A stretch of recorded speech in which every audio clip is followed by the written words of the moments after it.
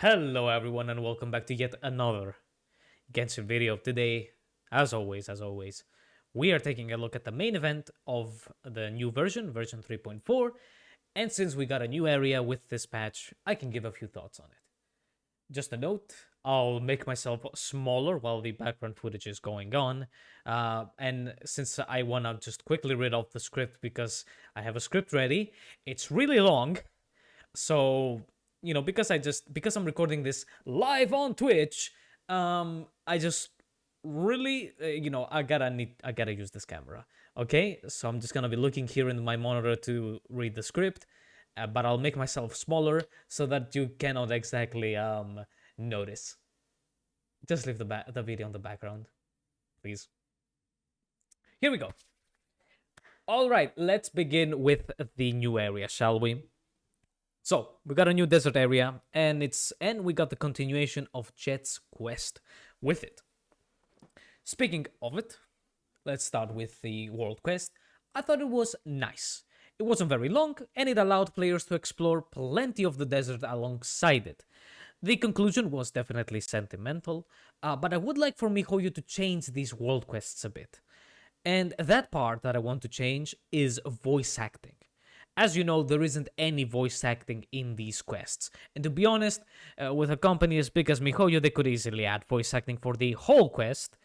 But I'm fine with the lack of it. Right, I'm okay. It's fine. But I think that they could very easily add voice acting at the end of the quest.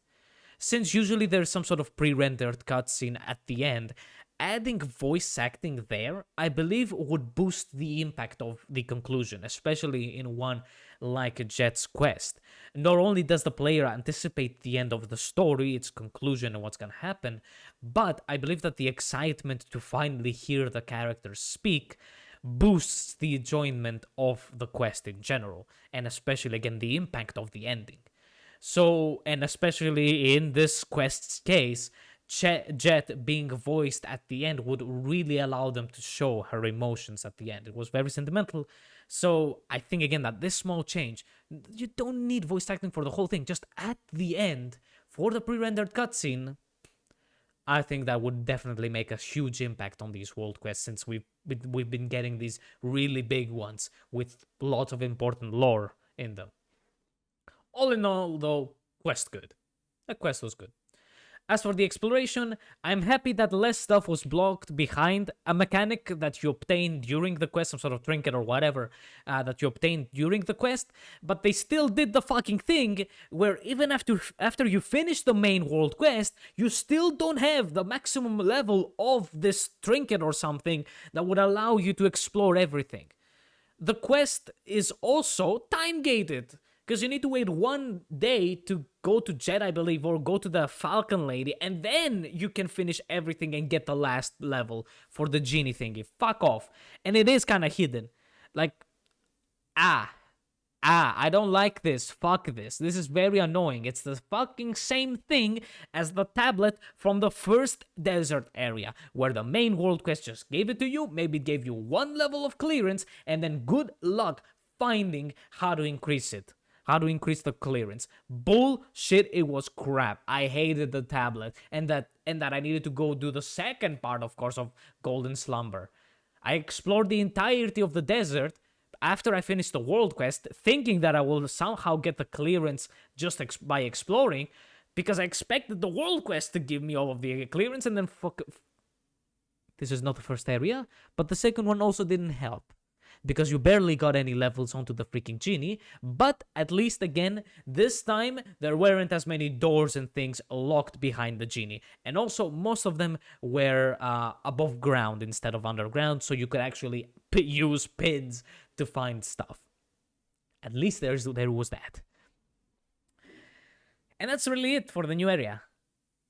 It isn't much. It's the area is kind of like the chasm where it swirls around, and yeah, the new boss is annoying and badly designed, but that isn't a surprise anymore, right? The Nut thingy is garbage. It's gonna be in the abyss, of course, wasting all of our time. It's crap. Let's move on. I liked the mechanic where the Nuts attacked you and you could break rocks with them. I like that. And yeah, oh, I really, really want to know though, what the fuck is at the top? It's that cave at the very top of the map with the giant, like, light hole. Apparently, through leaks, maybe the new boss will appear there, the new weekly boss. But what the fuck is there? Just the gates to heaven there? Like, what the heck is that? Whatever. So with that, like, it was really quick about the desert area. There isn't something crazy. Let's get into Lantern Rite, our main event. Starting with the story. I am confused about it. Its individual parts were okay, but when put together, I can't really find a theme that they share or a message that they were trying to pass. First part starts with Zhongli, right, and then gets absolutely derailed with the guy from Fontaine and Yao Yao, and then he's gone by the end of the quest, asking you to go find the Adeptus that saved him. Alright, second part then, we go and try and find the Adeptus that saved him, but then we get a huge ass lore dump, but by Cloud Retainer, even though we're just here to ask who the fuck saved the Fontaine guy. But then in the same quest, there is the song part, which is kind of the conclusion to the Lantern Rite, and like so many random stuff. And I'm like, what the fuck is the story about? What is the theme? What is going on? What? Huh? Like, it felt really random compared to the first part, which again just started with Zhongli being like, "I'd like some bamboo, please."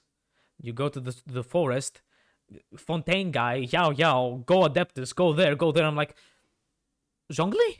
Hello? Zhongli? Like, I was here. Again, and then you get the lore dump with Guizhong, and then Song. And then the concert, and I'm like, ah. Jesus, like, it felt so random. Like, just, while the parts seemed good on their own, again, like, what the fuck, what exactly, like, connected them together? Nothing. It was kind of confusing. Whatever, like, but man, I so much hated that main pre-rendered cutscene where with the main thing with the song, right, when you finish the second part of the Lantern Rite quest, that pre-rendered cutscene sucked because they showed the Fontaine guy conducting, right? He's conducting there his music and shit, but there isn't a band or orchestra or anyone. He's conducting the fucking air. They could have so easily just not moved the camera to show in front of him, right? Don't show what's in front of him. Just don't. Or of course, they could just add some NPCs with instruments, for fuck's sake. Like, it was so bad. Literally no effort put into this. Just never show his front. There's no reason to have the camera show the man that he's conducting the fucking air. Or if they could put some fucking effort, get some NPCs, get some shitty instrument models, and then just fucking have the NPCs play. You don't need intricate animations on the instruments or something. Just have them play so that they fill in the guy conducting. I'm like, why? Again, no effort, no care was put into this. Absolutely not at all. And this is Lantern Rite, right? They take this event more seriously, supposedly, than the anniversary of the entire game because it's China and Lunar New Year. Like, tell me, how did you feel seeing the guy conducting the fucking air? Like, I was just lost. And I also heard that a lot of people didn't like the Xinyan and Hutao song, and it was harmless. I have heard that different languages had it better and worse. I play with the Japanese audio, and I think it was fine. I also like Takahashi Rie as Hutao singing. She does a lot of songs, actually. She does sing a bit. So she did a fine part. Actually, you want to know something? The very, very, very, very beginning notes of the song, it kind of reminded me of a Full Metal Alchemist ending. The Full Metal Alchemist Brotherhood ending. I don't remember what it was now. But I heard the starting notes of the guitar, and I'm like, wait a sec, what is this song? Wait a sec, I've heard this before. But I think the song was okay. Didn't really care. Uh, yeah, and then the next part, the last part of the whole story is the dinner with everyone, and it is a nice moment, right, with cool and funny character interactions. It just doesn't fit with the rest of the story parts. It starts with the random Fontaine NPC that wants to find the Adepti that saved him, the Adeptus that saved him, and wants to do the festival. Second part, we learn about the Adeptus and we do the festival, and then the third one is a dinner, and Xiao is there. Oh, and Venti is there, and I'm like, what? And then after the dinner, right, you got the dialogue with Xiao, and I'm like, where does this dialogue fit in? If the story of today's Lantern Rite was about Xiao conquering his karma, perhaps, or anything around Xiao, then I would have understand the dinner and the last part with Xiao.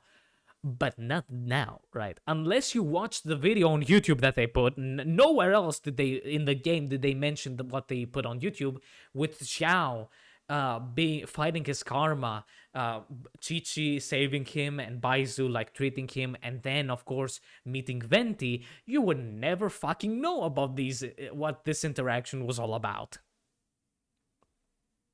right? Like I don't understand. Instead of doing that trailer right on that story thing on YouTube, put it in Lantern Rite, put it in the game. Have us be with Xiao. Maybe we're fighting. Maybe there's some sort of fight with Xiao in a domain or something, right? And then we bring Xiao maybe to Boo Boo Pharmacy, or we meet Chi Chi, and she suggests bringing him to Boo Boo Pharmacy. Baizu treats him and all of that, and then we see maybe a cutscene or something of just Xiao and Venti there, and like it would at least connect the last again, the dinner, because what the fuck is the dinner about? Xinyan isn't even in the dinner. Like I would have thought that maybe Hu Tao and Xinyan would be in the dinner because they sang together, right? And they invited us, but it was just Hu Tao, and I'm like, what the fuck is going on? And I also saw a nice funny comment. Why is Chongyun at the concert?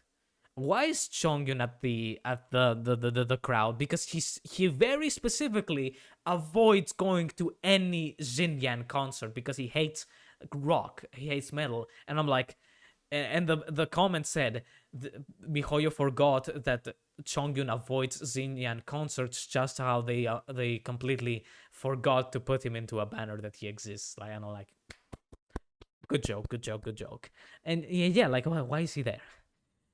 But yeah, I just don't get what they were trying to do with the story. It was, yeah, kind of random. Like, again, each of the parts decent, but bringing them together was nothing. Like, nothing connected them. Whatever. I think I will put this Lantern Rite story in the middle. I think it's definitely better than the garbage Kitching story from last year, but it's worse than the first Lantern Rite. Alright, people, gameplay time. We had 4 minigames this time, and well, in general, they were pretty bad. Yep, pretty bad. First was this fireworks kind of speed running thing. What I didn't like about this one is how automated it felt. You always get the exact amount of the boost you need, and then it's just being shot towards a direction because of the firework things or the anemo rings. It doesn't feel like I have any control of what I can do. Just press the boost button. I have exactly the amount of boost that the game gives me, and the exact amount that I need to finish this part of the stage, and then it's just being like propelled with the firework thingy or the anemo rings. I got no controls on my movement. I got nothing. Like, how am I supposed to improve my time if I cannot choose to manage when I use my boosts to have some good boost economy and the good timing on when to use the boost, right? Or when to save it, and if there aren't any sort of like different paths to take, like how again am I supposed to improve my time? And as some people have said, they didn't like that the stages felt short. They felt too short.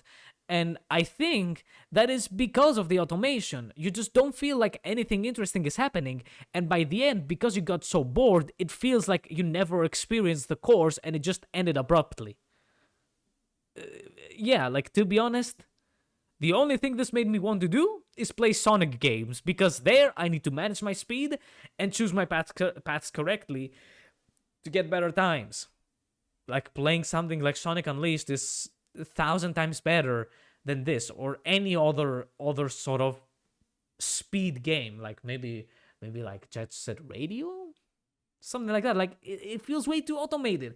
Press the boost button, you're gonna get shot up. You got 2 boosts on the way up. Press them both. You get propelled by the anemo rings. Press the boost.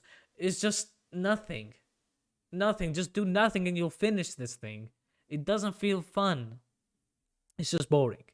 So this minigame was bad to at the best. It was not good. It's not fun. Second minigame is a 2008 Flash game. And I think that is the perfect description of it. Nothing more. So it's this shadow puppet show where you have a character that moves on his own forwards, and you need to move the stage panels to make him reach a destination. If he hits the like corners of the screen, he turns around. If he hits some sort of obstacle, he turns around. Or if he hits some other obstacle, he dies. And it's literally a Flash game that we played as kids in the mid-2000s. It was fine. It needed a bit of thinking, but it wasn't anything super hard. Very much fine. If we had fun playing those games back in 2008, we could have fun playing this one. It was okay. I liked it. But why are we copying Flash games now? Amihoyo. Can't think of anything else. 2010 Flash games? Really? Third minigame, sorry. Bad. Just bad and boring. So this minigame utilized the boat, and you had to collect coins to get points. So let's start with everything that this minigame did well. Nothing. Yeah, nothing. I said nothing because it was garbage. It did nothing well. I'm sorry, but the boat's controls are very bad, and for this situation where tight turning and good controls is kind of mandatory, the boat felt even worse. The gameplay loop is boring as well, so I don't understand how somebody can find the boat fun.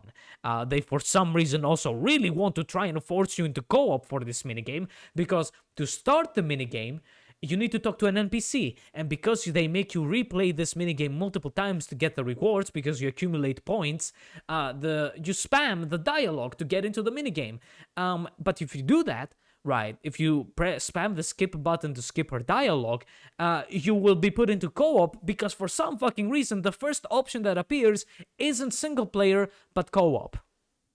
Why? Why is the first choice co-op instead of single player? This is a single player online game. It's not multiplayer, and its main focus is not co-op. So why is the co-op option first? And I did accidentally play a round of co-op because for the exact same reason. I spammed the dialogue to get into the event menu to start the minigame, but then I accidentally started matchmaking and I was put into co-op. And yeah, it was shit. Boring and not fun at all. You collect coins to get more than your opponents, but if you lose your life of your ship, you lose all of your coins. And then, I don't know, for some reason, at the exact last second of the minigame, I randomly lost all my HP. I wasn't in some sort of vortex or anything. I just randomly lost all my HP. I'm not joking. And then I lost all my coins, and I think I kind of lost? I don't know.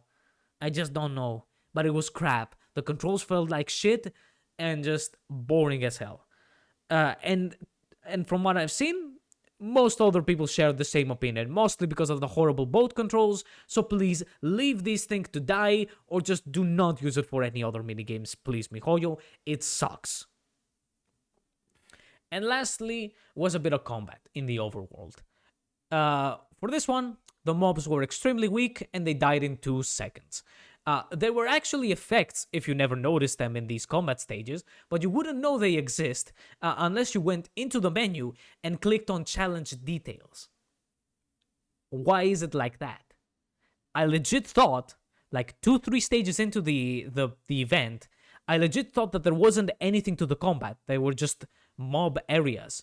But then while I was at the event menu, right, I was fighting some mobs and I saw something appear. I was like, is there an effect on this? I go to the event menu, I go to the stage, there's nothing, I just see a list of enemies, but then I saw the button that said challenge details, and then I'm like, oh, I guess this will show me the enemies. And then I saw at the top of the window that popped up, there is an effect.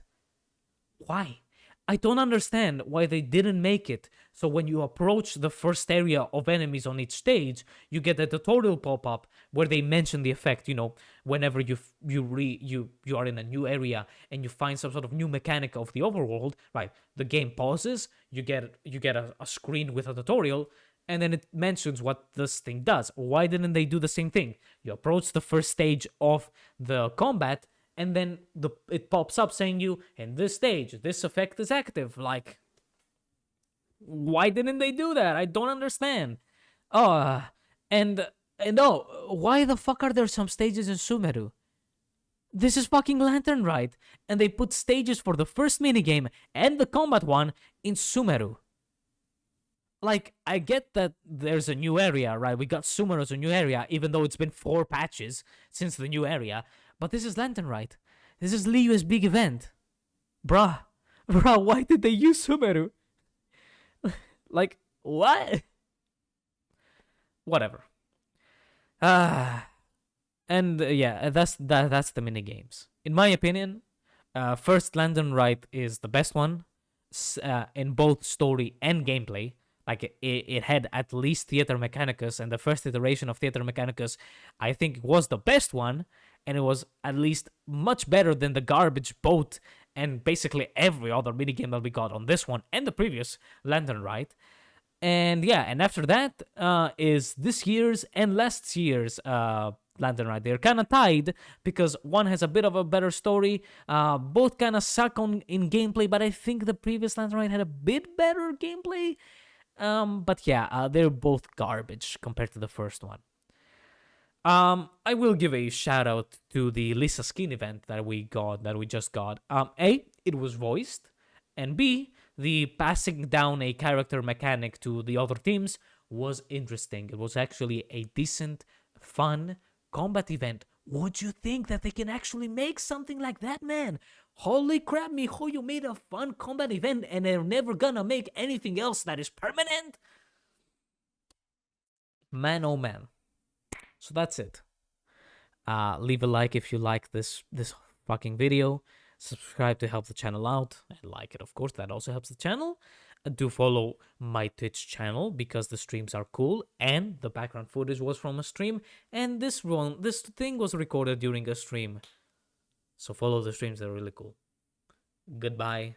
I'll see you in another, most likely, unfortunately, Genshin video. Goodbye.